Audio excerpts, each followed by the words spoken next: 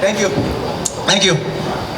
Was that the most satisfying win of your career, given the beef that you guys have and had and everything else? Like, I'm satisfied that I got the win, but I wanted to get that motherfucker out of there. I wanted to cause a little more damage. I definitely got to see the look I was looking for. Like, oh, he wasn't ready for the pain that I was gonna bring him. But so yeah, that is the most satisfying, given the talk he was talking. I'm glad to be the one that set him up for a little bit. I feel like if I would have finished him, it would have shut his mouth for a longer time, but he's gonna be mad, and I can sleep well at night knowing that. How far in advance did you plan your little send-off once you got on the mic, the little... I thought about that backstage. Backstage, I was like, you know what? The fans not really liking him, so I'm gonna give the fans, you know what I mean, some I told you so too after the fight, you know? I think they enjoyed that. So take us through the fight from your perspective. Yeah. Obviously, two stories to the fight. One, his control time. Yep.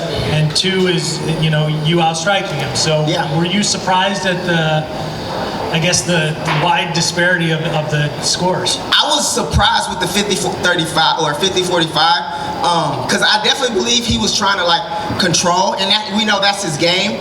But he did like literally no damage to me any of the times, anytime he controlled me, because he couldn't do damage because I'm creating space and doing the things I'm supposed to do to keep the fight moving, like to progress toward the finish. And anytime I got in the dominant position, I was progressing toward the finish. He was just trying to stall the fight out. That's all he was doing. So I don't think, and even the commissioner read us the rules in the beginning of the fight. It was like damage, cage generalship, those hold the highest regard in a fight. So just because you hold somebody's legs for, you know, a round, that don't mean, you know, you should win a fight. And I think that's how it should be. This is mixed martial arts.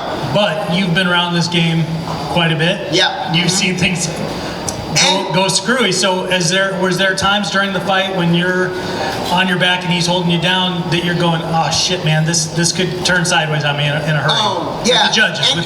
My coaches were giving me senses of urgency too. Like I need to get going, and I know that going into this fight, like that's his whole game plan. He's gonna try to hold me. And the game plan was not to get him there. He was good enough to get up or to get in and get past my back, so get past a lot of my defenses. But ultimately, he wasn't able to do anything with the position, and I was able to escape a lot of the positions. I don't know if he ever finished like on top of me at the end of the round. I don't remember now, but I believe I was able to reverse him or escape from position majority of the times he was able to gain position on me. You got to be in there with Patchy. You know, obviously you're fighting him several months down the line. Mm-hmm. What are your initial thoughts on that? And did you see any of his fight against Magomed? Yeah, I seen glimpses of it. I seen the finish, and I know Patchy's good on the ground. You know, my thing is, you know, you're not better than me in mixed martial arts. You know, in grappling situations, you might think you're better than me, but you got to get past a lot of things to get into my or to get me to the ground or get me to engage or be in a bad position. You know, I got amazing submission defense and wrestling, so we'll see. You know, I'm looking forward to that fight actually, because he's proven himself to be like among one of the great. He beat Horiguchi, and he's beat Magomed, you know, who I also have a win over. So he's definitely, I wouldn't say he's deserving of the spot, you know. And I'm actually looking forward to putting my fist through that gap in the middle of his teeth. So I'm excited, you know. I'm excited for that fight. You seem pretty healthy. He seemed pretty healthy when he was back here. How soon do you want to get this thing wrapped up? I mean, do you have a timeline? Sabatello bitch ass ain't punch me or kick me or do nothing to me that whole fight. So I'm ready to go. If he's ready to go in February, I would be ready to go. That's up to him. I should ask my family actually before I do that, because that's a little soon. But I'm ready to go. You know, I love to fight. You know, so I'll be ready to go as soon as he's ready to go. Kay Williams for Can Chronicles Media. How you doing, Stots? Pretty good, man. How you doing? I'm doing well, man. You know, it's been well documented. You called him out on Can Chronicles Media when we interviewed back in April. Yeah. Walk us through the emotions on you actually winning it and coming to fruition. Yeah, man, it's just, you know, everything that I say is gonna happen, it ends up happening. I speak these things into existence, and they end up happening. It's just like gratifying, you know. Like I said, like I wanted to finish him and, you know, kind of disabled him for a little bit, but I didn't get that, but I got the win, and I also got to shut him up a little bit, so that's definitely, I'm gonna sleep well at night for a little bit, you know. I'm gonna probably troll him a little longer on social media and stuff. Yeah, let's go! Yeah, a bunch of people probably gonna troll him with me, but yeah, I'm just excited. I'm excited for the win. And you know, I got a personal question for you, man. What's gonna be your victory meal tonight, man? I know you can't cheat on the diet. Oh man, I'm cheating on the diet for sure. Michaela, what we getting? I don't know. What's up, baby? What's up? I want to get, so jambalaya. Jambalaya is one of my favorite dishes to have after the fight, you know. So I'm gonna ask Jason, my nutritionist, to see if we can get some jambalaya or something, man. He cooked me up some good stuff this week too. So yeah, I'll probably try some jambalaya. Congratulations on the win. Thank you. Raufeon, congratulations. Thank you. Let me ask you this, and I know you kind of got asked this a little bit. You're sitting there, one scorecard's red, another scorecard's red. It's coming down to one man's decision whether you're the champion or not. What's going through your mind? Man, in that moment, a lot of regret. Just like, man, I should have finished him, or man, I should have, you know, gave a little more, or not let up a little more. But yeah, so I don't like going to judges' decisions, you know, because I'm leaving my future in the hands of, you know, other people. So when I heard that 50-45 in the beginning, I was like, God damn it, here we go. Because that was an outrageous scorecard, I feel. But you know, it worked in my favor. You know, probably a little bit of luck, a little bit of, you know, skill, a little bit of God on my side. So, you know, I'm just grateful. I'm grateful in those situations. I mean, obviously you're in the moment, it's really hard to score, but you know, Yeah. you're cornering and stuff. Like, what rounds did you think you won? Like, what was your scorecard, or if you're in it, you might not be able to, or when your teammates, what are they telling you? I think the first round, I think he controlled me. I wasn't able to get a lot of damage off.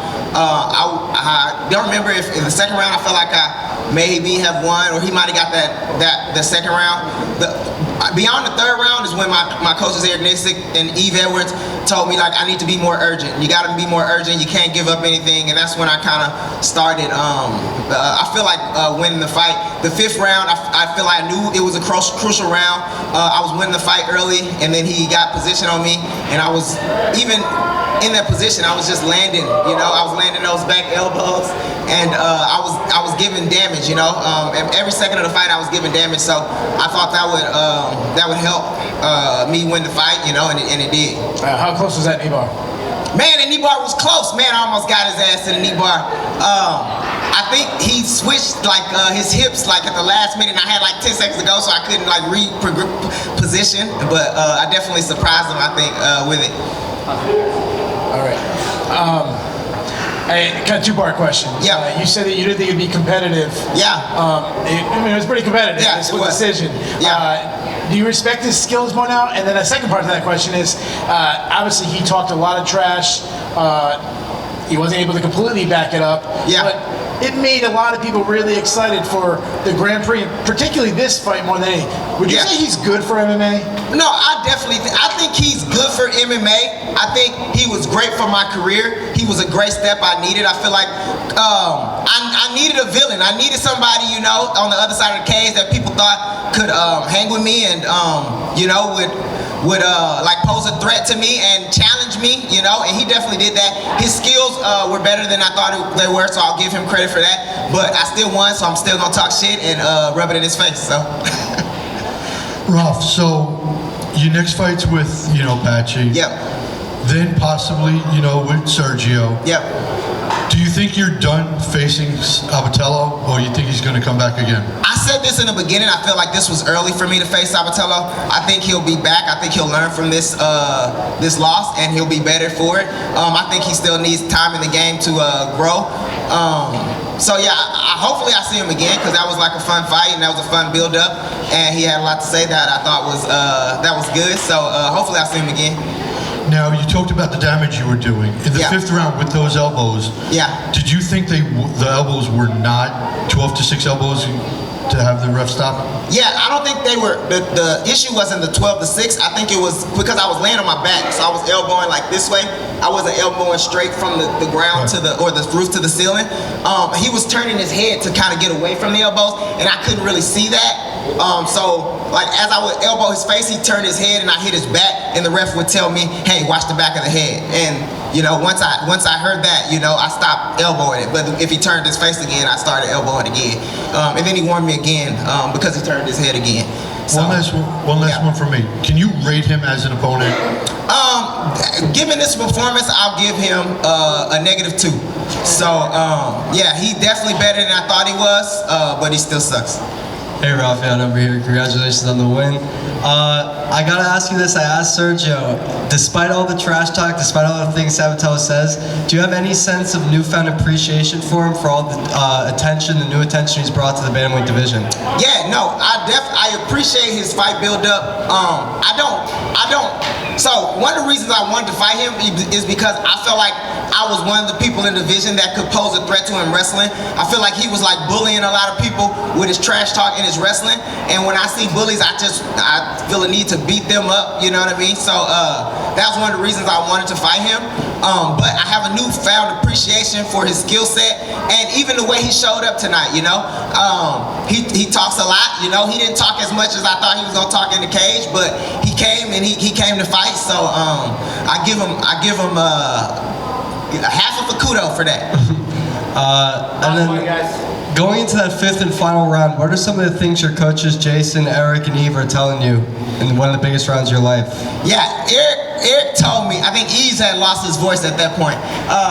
Eric was telling me, hey, I need you to fucking fight this motherfucker. Fight. I'm gonna say it in Eric's voice. I need you to fight this motherfucker, okay? You go out there and you fight this motherfucker. Don't wrestle with him. Don't fucking do all this shit. You hit him, you back up, and you hit him again. And I remember that, and that shit stuck with me, you know? I love Eric, you know, for that that sense of motivation. That's the type of stuff I need, you know, especially going into like the round of my life, you know? This is to keep $1 million alive, and I love those guys in my corners. I want to thank my coaches, Eve Edwards, Eric Nixick, Jason, my manager, Circle Punch, also Travis Took, and Michael Corley back in Houston, Texas, Jose. There was a lot of people that were able to help me. I'd like to thank Dylan for asking the question. Yeah, so I appreciate everybody. Thanks.